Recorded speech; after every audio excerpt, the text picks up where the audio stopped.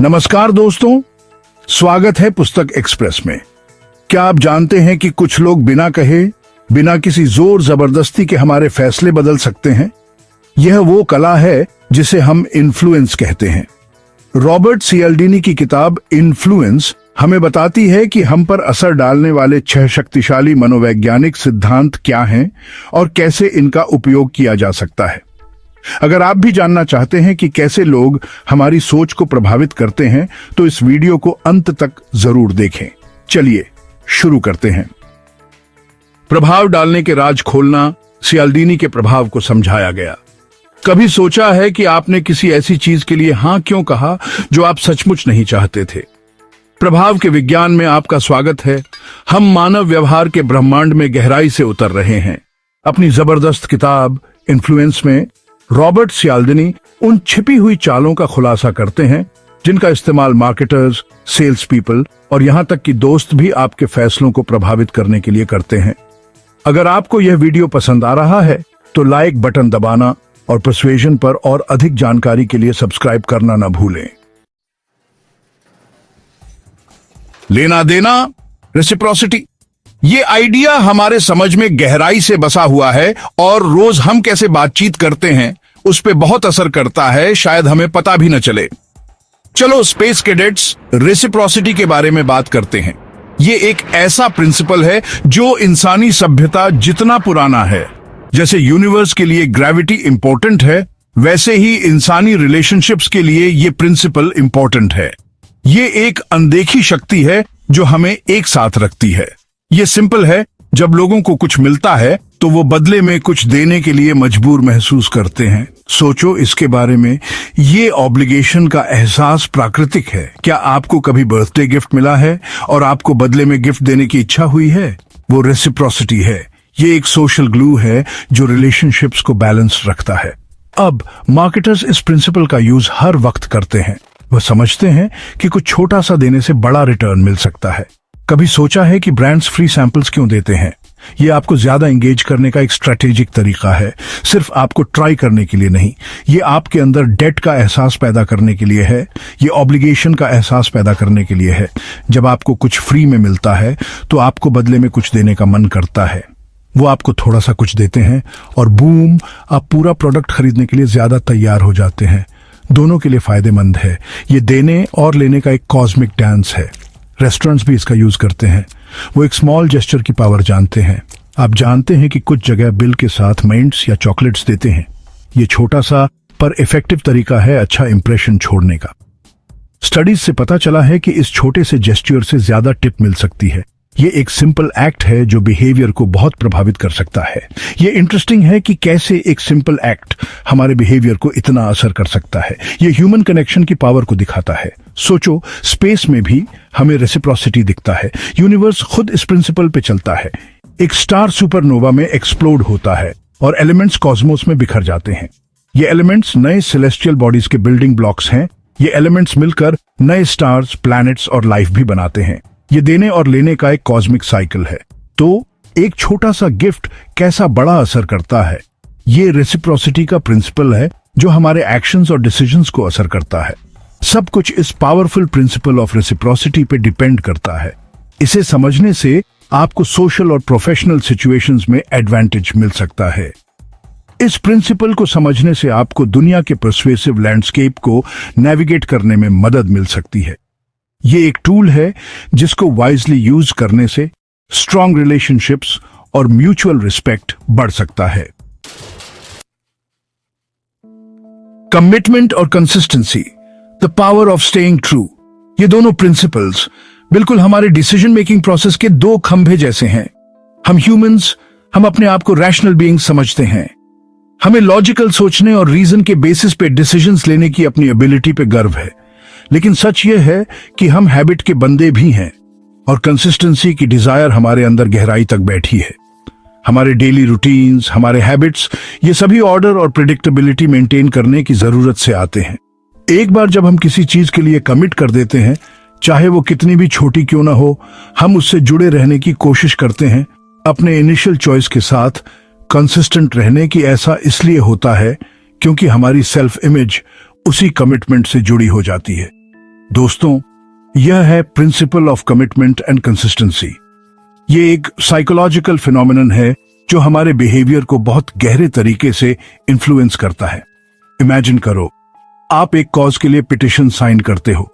ये एक छोटा सा एक्ट लग सकता है, लेकिन इसके सिग्निफिकेंट इम्प्लीकेशंस हैं।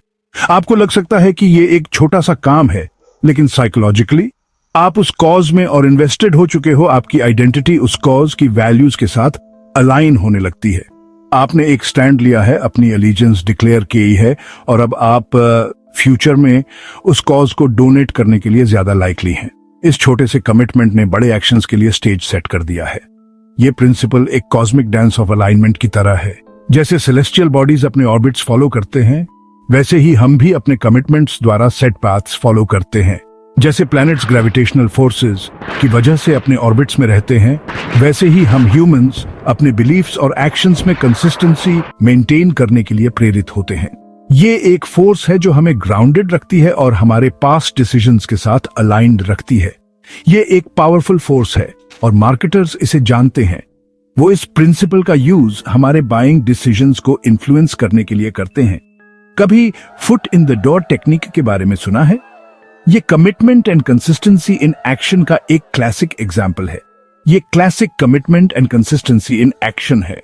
एक सेल्स पर्सन आपको एक छोटा सा रिक्वेस्ट मानने के लिए मनाता है। जैसे एक शर्ट ट्राई करने के लिए एक सेल्स पर्सन आपको एक छोटा सा रिक्वेस्ट मानने के लिए राजी करता है, जैसे कि एक शर्ट ट्राई करना। एक बार जब आप ये छोटा सा कमिटमेंट कर लेते हैं, तो आप एक बड़ा कमिटमेंट करने के लिए ज्यादा लाइकली होते हैं, जैसे कि शर्ट को खरीदना। एक बार जब आप ये छोटा सा कमिटमेंट कर लेते हैं, तो आप एक बड़ा कमिटमेंट करने के लिए ज्यादा लाइकली होते हैं, जैसे कि वो शर्ट खरीदना। इस टेक्निक का यूज मार्केटिंग और सेल्स के वेरियस फॉर्म्स में किया जाता है। इस प्रिंसिपल को समझने से आए कॉन्शियस चॉइसेस कर सकते हैं और पर्सुएजन के सबटल फॉर्म्स का रेजिस्टेंस कर सकते हैं। कमिटमेंट और कंसिस्टेंसी कैसे काम करते हैं, इसके बारे में अवेयर होने से आप ज्यादा क्लैरिटी और इंटेंशन के साथ अपने डिसीजंस नेविगेट कर सकते हैं। Social proof, the herd mentality decoded. हम सोशल क्रीचर्स हैं, हमें कनेक्शन की चाहत होती है, हमें वैलिडेशन चाहिए। जब से हम पैदा होते हैं, हम ये देखने के लिए प्रोग्राम्ड होते हैं कि दूसरे कैसे बिहेव करते हैं, क्या बिलीव करते हैं और कैसे फील करते हैं। और कभी कभी इसका मतलब होता है कि हम अपने डिसीजंस के लिए दूसरों को देखते हैं, खासकर जब हम अनसर्टन होते हैं। ये बिहेवियर हमें डीपली इंग्रेन्ड है। हमारे एंसेस्टर्स का एक सर्वाइवल मैकेनिज्म जो सेफ्टी और रिसोर्सेज के लिए ग्रुप पर डिपेंड करते थे। ये है मेरे दोस्तों सोशल प्रूफ का पावर। ये एक इनविजिबल फोर्स है जो हमारे चॉइसेस को शेप करती है। अक्सर हमें पता भी नहीं चलता। जरा सोचो, जब आप ऑनलाइन शॉपिंग करते हो और एक प्रोडक्ट देखते हो जिसके हंड्रेड्स ऑफ 5 स्टार रिव्यूज हैं, तो क्या आप उसे ज्यादा लाइकली खरीदोगे? बिल्कुल खरीदोगे।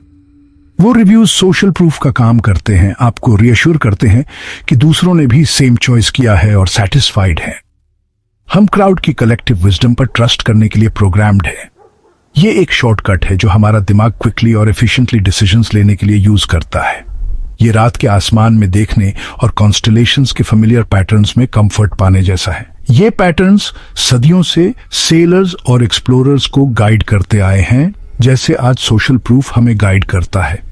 हमें शेयर्ड एक्सपीरियंसेस में रीअश्योरेंस मिलता है, चाहे वो दोस्तों के साथ खाना एंजॉय करना हो या पॉपुलर टीवी शो देखना हो। ये कनेक्शन के मोमेंट्स हमारे बिलोंगिंग के सेंस को और मजबूत करते हैं। होटल टॉवल रिव्यूज पर एक स्टडी से सोशल प्रूफ के सबसे फैसिनेटिंग एग्जाम्पल्स में से एक मिलता है। इस स्टडी से पता चला कि बिहेवियर को इन्फ्लुएंस करने में सोशल प्रूफ कितना पावरफुल हो सकता है। जब होटल साइंस लगाते हैं कि ज्यादातर गेस्ट्स अपने टॉवल्स रीयूज करते हैं, तो गेस क्या, टॉवल रीयूज बढ़ जाता है। ये सिंपल मैसेज हमारे उस डिजायर को टैप करता है कि हम वो करें जो दूसरे कर रहे हैं। ये कमाल की बात है कि कैसे एक सिंपल मैसेज हमारे फिट इन करने की चाहत को अपील करके हमारे बिहेवियर को इन्फ्लुएंस कर सकता है। ये दिखाता है कि हम अपने डिसीजंस के लिए दूसरों के एक्शंस पर कितना रिलाई करते हैं। लेकिन यहां एक ट्विस्ट है। सोशल प्रूफ दो-धारी तलवार हो सकता है। जहां ये हमें अच्छे डिसीजंस लेने में हेल्प कर सकता है, वहीं ये हमें गलत रास्ते पर भी ले जा सकता है। सिर्फ इसलिए कि सब कुछ कर रहे हैं, इसका मतलब ये नहीं कि वो सही है। याद है .com बबल? ये एक क्लासिक एग्जाम्पल है कि कैसे क्राउड को फॉलो करने के डिजास्टरस कॉन्सिक्वेंसेस हो सकते हैं। हर कोई इंटरनेट कंपनीज में इन्वेस्ट कर रहा था, इवन इफ उनके पास कोई क्लियर बिजनेस मॉडल नहीं था। हर्ड मेंटालिटी ने प्राइसेस को ऊपर ड्राइव किया, लेकिन सब क्रैश हो गया। क्राउड का लालच कभी कभी हमें बहका सकता है। इसका अवेयर होना और अपने डिसीजंस के बारे में क्रिटिकली सोचना जरूरी है। तो हम दूसरों की बातों पर भरोसा क्यों करते हैं, इवन इफ वो लॉजिकल नहीं है? ऐसा इसलिए है क्योंकि हम सोशल बीइंग्स हैं और हमारा दिमाग ग्रुप को फॉलो करने के लिए वायर्ड है। ये हमारे एवोल्यूशनरी पास्ट में रूटेड है। हमारे एंसेस्टर्स जो ग्रुप को फॉलो करते थे, उनके सरवाइव करने और अपने जीन्स पास ऑन करने के चांसेस ज्यादा थे। पुराने जमाने में हर्ड को फॉलो करने का मतलब सर्वाइवल और एक्सटिंक्शन के बीच का डिफरेंस हो सकता था। ये इंस्टिंक्ट आज भी हमारे साथ है। आज के हाइपर कनेक्टेड वर्ल्ड में सोशल प्रूफ को समझना बहुत जरूरी है। सोशल मीडिया और ऑनलाइन रिव्यूज के राइज के साथ क्राउड का इन्फ्लुएंस पहले से कहीं ज्यादा पावरफुल है। इसके अवेयर होने से हम ज्यादा इन्फॉर्म्ड डिसीजंस ले सकते हैं और ब्लाइंडली हर्ड को फॉलो करने के पिटफॉल्स से बच सकते हैं। छोटे से ही हमें सिखाया जाता है बड़ों का आदर करना। माता पिता, शिक्षक, डॉक्टर, हमें उनकी एक्सपर्टाइज पे भरोसा करना, उनकी बात मानना सिखाया जाता है। और सही भी है ना, इनके पास नॉलेज और एक्सपीरियंस होता है जो हमारे पास नहीं होता। लेकिन बात यह है, हमारा दिमाग अथॉरिटी फिगर्स को देखकर रिस्पॉन्ड करता है, चाहे वो अथॉरिटी सही हो या नहीं।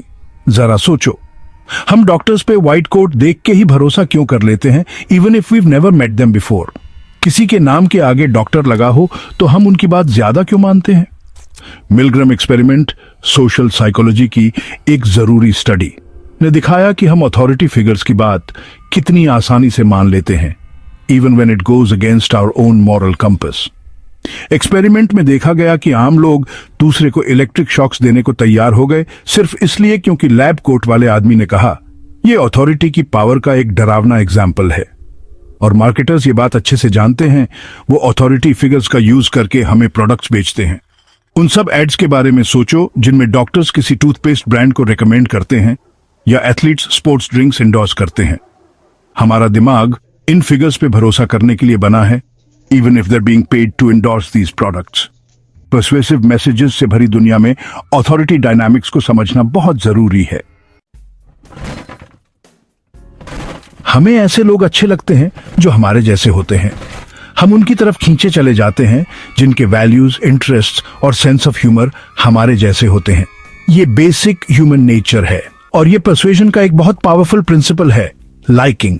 जरा सोचो, आप किसी ऐसे सेल्स पर्सन से ज्यादा लाइकली खरीदोगे जो फ्रेंडली और एंगेजिंग हो, कोई ऐसा जो आपको जानने की कोशिश करे, राइट? ऐसा इसलिए क्योंकि हम उन लोगों से इन्फ्लुएंस होने के लिए ज्यादा रिसेप्टिव होते हैं जो हमें पसंद होते हैं। मार्केटर्स इस प्रिंसिपल को अच्छी तरह समझते हैं। वो कई तरह के टैक्टिक्स यूज करते हैं अपने ब्रांड्स और प्रोडक्ट्स को ज्यादा लाइकेबल बनाने के लिए। वो ह्यूमर यूज करते हैं, स्टोरीज सुनाते हैं, अपने एड्स में रिलेटेबल कैरेक्टर्स दिखाते हैं। वो चाहते हैं कि आपको एक कनेक्शन फील हो, ऐसा लगे कि आप उनके ट्राइब का हिस्सा हो। और फिर हेलो इफेक्ट भी होता है।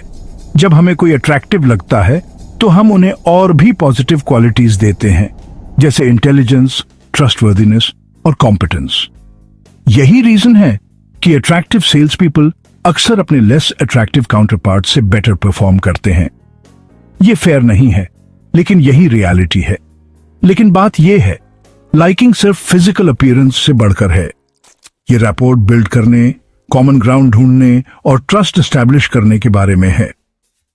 ये ऑथेंटिसिटी और जेन्युइन कनेक्शन के बारे में है। लाइकिंग के प्रिंसिपल को समझकर हम उन सब्टल वेज के बारे में ज्यादा अवेयर हो सकते हैं जिनसे ब्रांड्स और इंडिविजुअल्स हमें विन ओवर करने की कोशिश करते हैं। हम बहुतायत की दुनिया में रहते हैं, लेकिन दिल से हम वो चीजें चाहते हैं जो कम है। यह एक बेसिक इंस्टिंक्ट है हमारे पूर्वजों के समय का, जब रिसोर्सेज लिमिटेड थे और सर्वाइवल के लिए जो मिलता था, जब मिलता था, लेना जरूरी था। जरा सोचो, लिमिटेड टाइम ऑफर्स और काउंटडाउन सेल्स अर्जेंसी क्यों क्रिएट करते हैं? जब चीजें रेयर या मुश्किल से मिलती हैं तो हम उन्हें ज्यादा वैल्यू क्यों देते हैं? यह स्कैरसिटी प्रिंसिपल का कमाल है। फोमो यानी फियर ऑफ मिसिंग आउट एक पावरफुल मोटिवेटर है। जब हमें लगता है कि कुछ स्कैर्स है तो हम ऑटोमेटिकली उसे ज्यादा वैल्यू देते हैं। जैसे कोई रेयर फॉसिल मिलना, उसकी वैल्यू उसकी रेयरिटी से बढ़ जाती है। ई कॉमर्स साइट पे ओनली 2 लेफ्ट इन स्टॉक का मैसेज प्योर स्कार्सिटी टैक्टिक्स काम पे हैं। यह अर्जेंसी क्रिएट करता है, एक डर कि अगर अभी नहीं लिया तो छूट जाएगा। और अक्सर हम वो चीजें भी खरीद लेते हैं जिनकी हमें जरूरत नहीं होती, बस फोमो के कारण। लेकिन बात यह है, स्कार्सिटी अक्सर बनाई जाती है। कंपनीज जानबूझकर स्कार्सिटी क्रिएट करती हैं सेल्स बढ़ाने के लिए। आज की कंज्यूमर ड्रिवन दुनिया में स्कार्सिटी प्रिंसिपल को समझना बहुत जरूरी है। तो लीजिए, ये रहे पर्सुएजन के 6 प्रिंसिपल्स रॉबर्ट चिल्डिनी की तरफ से। ये प्रिंसिपल्स हमारे डिसीजंस को शेप करते हैं बिना हमें पता भी चले। कौन सा पर्सुएजन टैक्टिक आपको सबसे ज्यादा सरप्राइजिंग लगा? क्या आपने कभी खुद इनमें से कोई यूज किया है? मुझे कमेंट्स में बताओ। लेकिन बात यह है, नॉलेज ही पावर है। इन प्रिंसिपल्स को समझकर हम अपने और दूसरों के बिहेवियर पर इनके इन्फ्लुएंस के बारे में ज्यादा अवेयर हो सकते हैं। तो दोस्तों, आज हमने जाना कि कैसे रॉबर्ट चिल्डिनी की इन्फ्लुएंस के सिद्धांत हमारे व्यवहार और सोच को प्रभावित करते हैं। ये शक्तिशाली मनोवैज्ञानिक तकनीकें हमारे रोजमर्रा के जीवन में कैसे काम करती हैं, इस पर एक नई रोशनी डालती है। अगर आपको ये वीडियो पसंद आया तो लाइक, शेयर और अपने विचार कमेंट में लिखें और पुस्तक एक्सप्रेस को सब्सक्राइब करना ना भूलें। ऐसे ही इंसाइटफुल बुक समरीज के लिए हम फिर मिलेंगे एक और दिलचस्प किताब के सारांश के साथ। धन्यवाद।